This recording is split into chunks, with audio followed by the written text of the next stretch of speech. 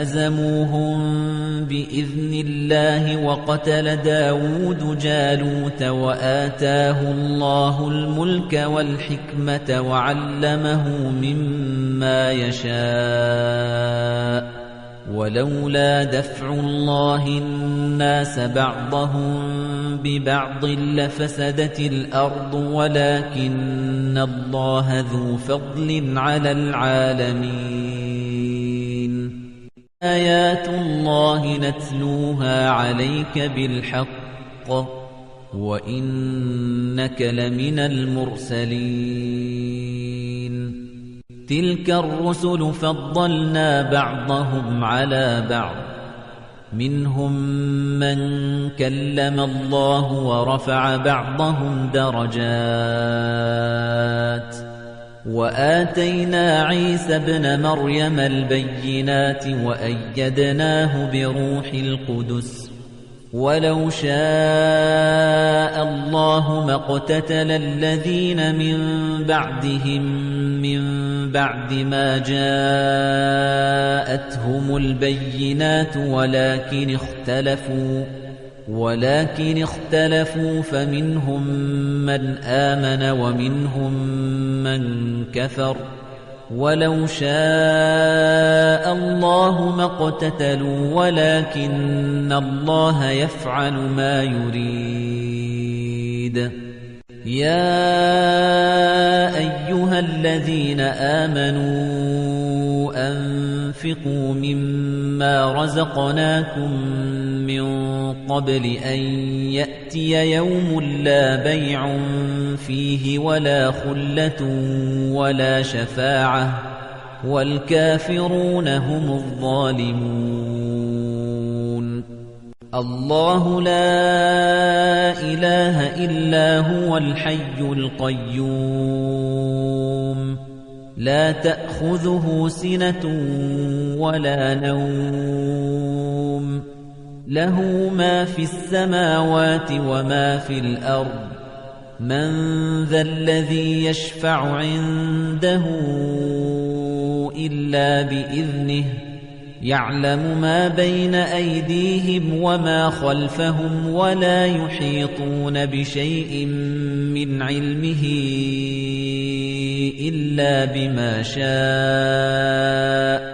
وسع كرسيه السماوات والأرض ولا يؤوده حفظهما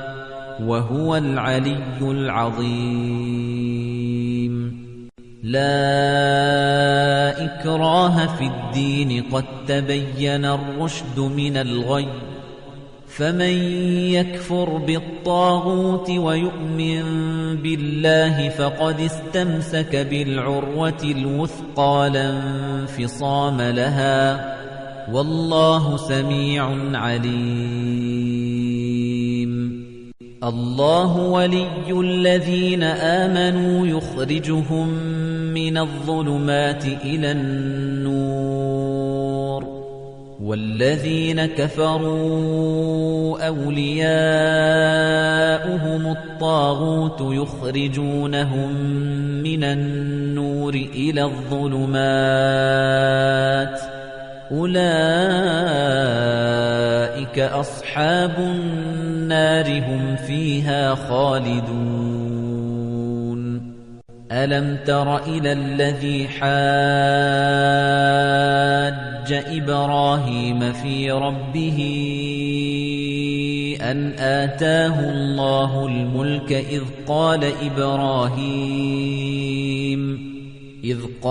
إبراهيم ربي الذي يحيي ويميت قال أنا أحيي وأميت قال إبراهيم فإن الله يأتي بالشمس من المشرق فأت بها من المغرب فبهت الذي كفر والله لا يهدي القوم الظالمين أو كالذي مر على قرية وهي خاوية على عروشها قال أنى يحيي هذه الله بعد موتها فأماته الله 100 عام ثم بعثه قال كم لبثت؟ قال لبثت يوما أو بعض يوم. قال بل لبثت 100 عام فانظر إلى طعامك وشرابك لم يتسنه وانظر إلى حمارك ولنجعلك آية للناس وانظر إلى العظام كيف ننشزها ثم نكسوها لحما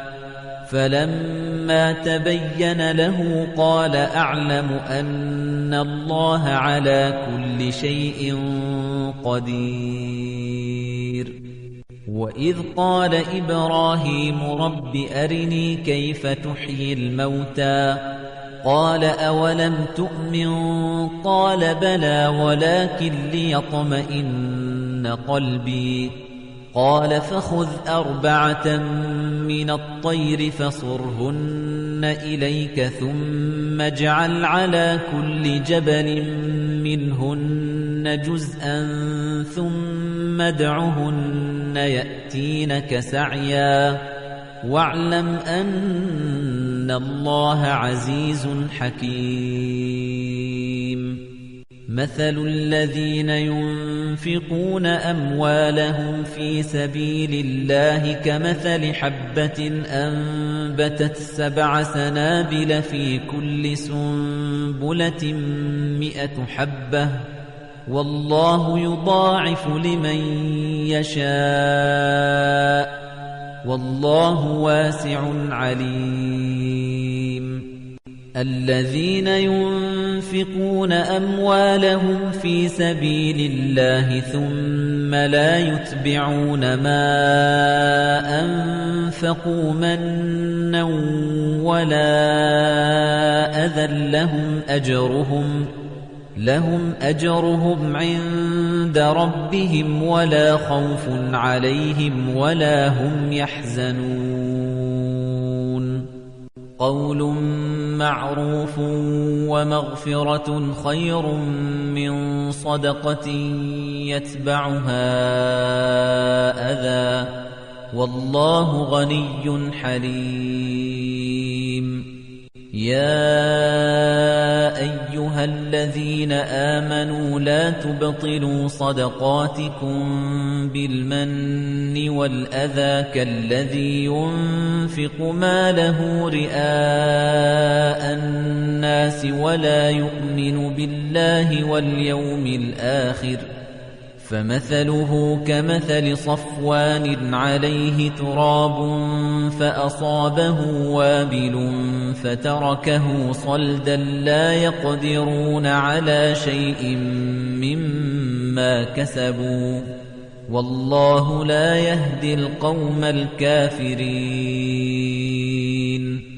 ومثل الذين ينفقون أموالهم ابتغاء مرضات الله وتثبيتا من أنفسهم كمثل جنة بربوة أصابها وابل فآتت أكلها ضعفين فإن لم يصبها وابل فطل والله بما تعملون بصير. أيود أحدكم أن تكون له جنة من نخيل وأعناب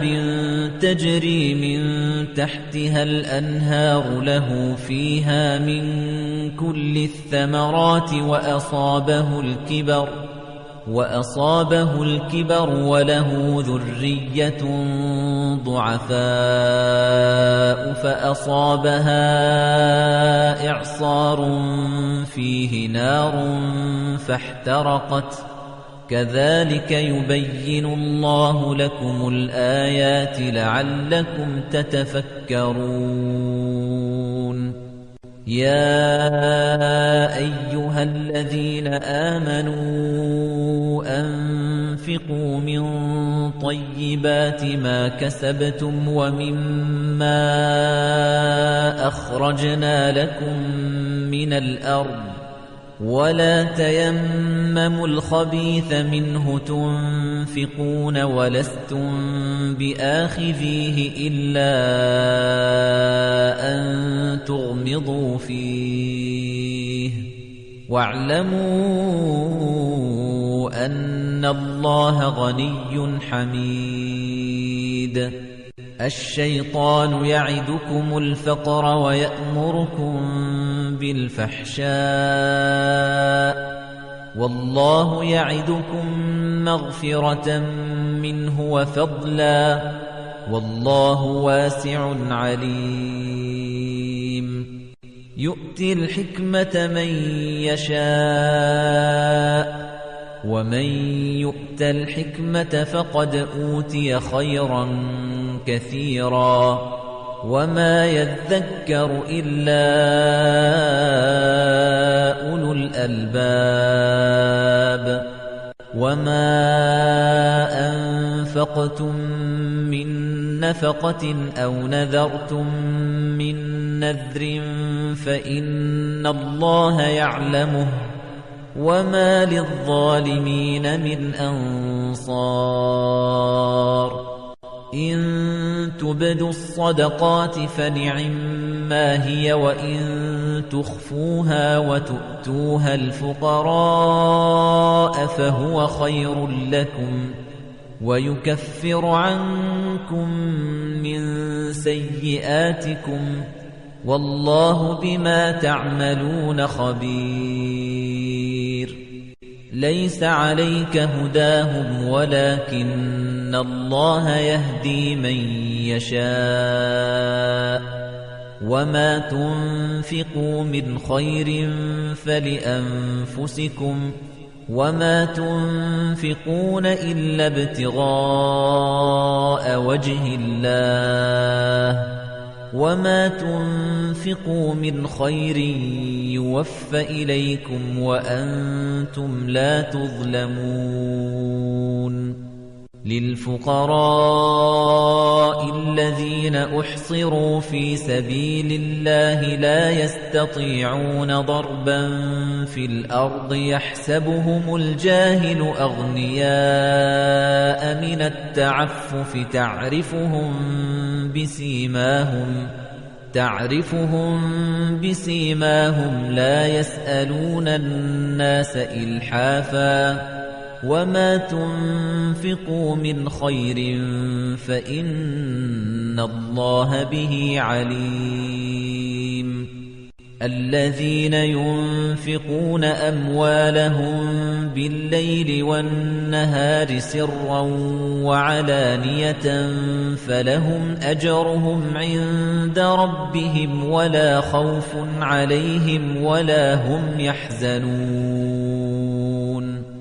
الذين يأكلون الربا لا يقومون إلا كما يقوم الذي يتخبطه الشيطان من المس ذلك بأنهم قالوا إنما البيع مثل الربا وأحل الله البيع وحرم الربا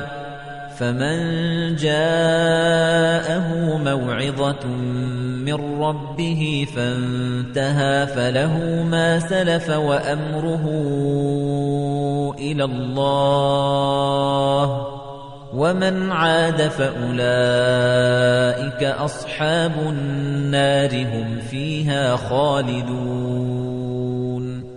يمحق الله الربا ويربي الصدقات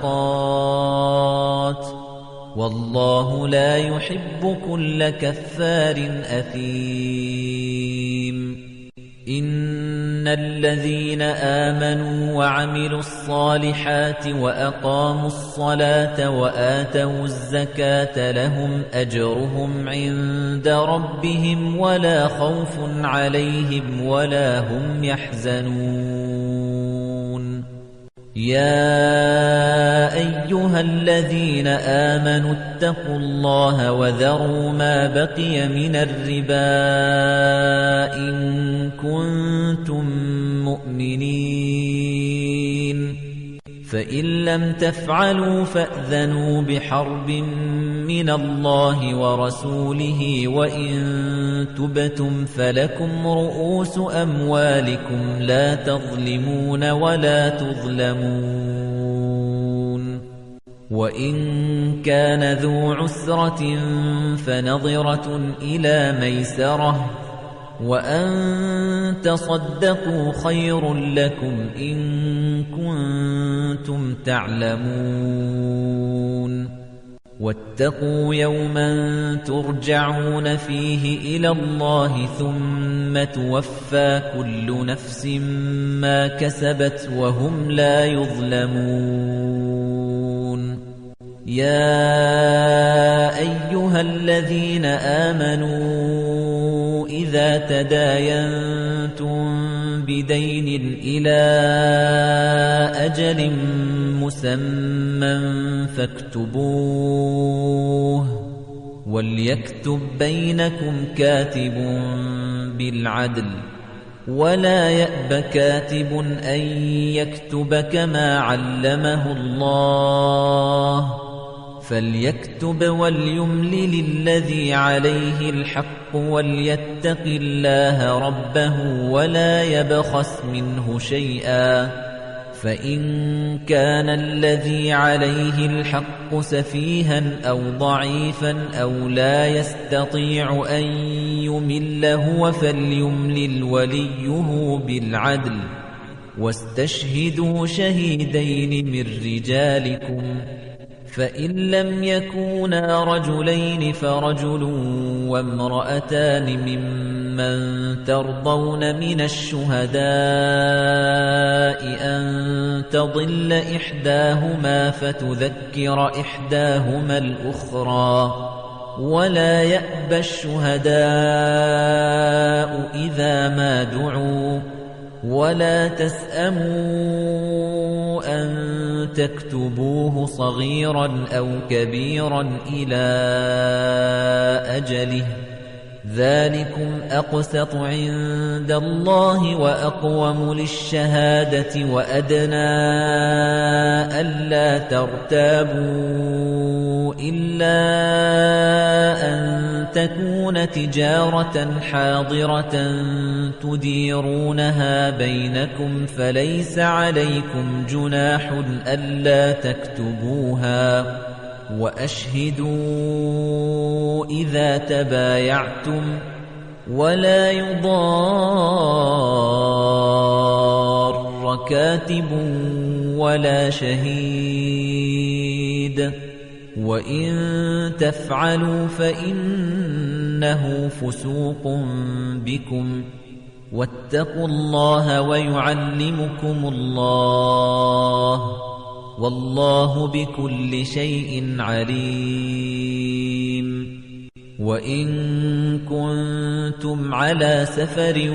ولم تجدوا كاتبا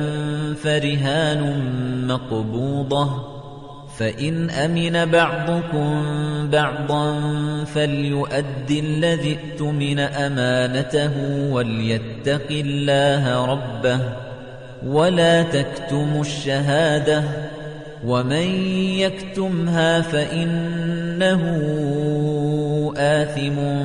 قلبه والله بما تعملون عليم لله ما في السماوات وما في الأرض وإن تبدوا ما في أنفسكم أو تخفوه يحاسبكم به الله فيغفر لمن يشاء ويعذب من يشاء والله على كل شيء قدير آمن الرسول بما أنزل إليه من ربه والمؤمنون كل آمن بالله وملائكته وكتبه ورسله لا نفرق بين أحد من رسله وقالوا سمعنا وأطعنا غفرانك ربنا وإليك المصير لا يكلف الله نفسا إلا وسعها لها ما كسبت وعليها ما اكتسبت ربنا لا تؤاخذنا إن نسينا أو أخطأنا ربنا ولا تحمل علينا إصرا كما حملته على الذين من قبلنا ربنا ولا تحملنا ما لا طاقة لنا به واعف عنا واغفر لنا وارحمنا أنت مولانا فانصرنا على القوم الكافرين